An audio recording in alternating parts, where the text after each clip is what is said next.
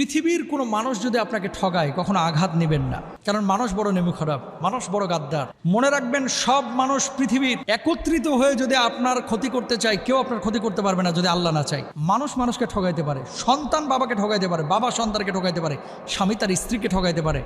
আল্লাহ কখনো তার বান্দাকে ঠগান না, কখনো না। বরং ডাকার মতো যদি ডাকেন, আল্লাহকে বলার মতো যদি বলেন, সে আল্লাহ সুবহানাহু ওয়া তাআলা আপনার ডাকে সাড়া দেবেন। আপনি মনে করছেন যে এত ডাকলাম আল্লাহ তো সাড়া দিচ্ছে না, কে বলছে দেয় নাই? কখন কোনটা আপনার জন্য প্রয়োজন এবং কোনটা কখন আপনাকে দিলে আপনি এটাকে যথাযথভাবে কাজে লাগাইতে পারবেন, এটা আপনিও জানেন না, আমিও জানি না। জানে কে? আল্লাহ সুবহানাহু ওয়া তাআলা।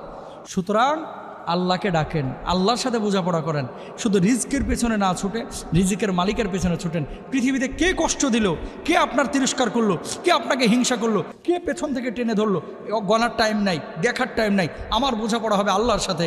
আল্লাহ যদি আমার প্রতি খুশি থাকে, আমি পৃথিবীতে সফল।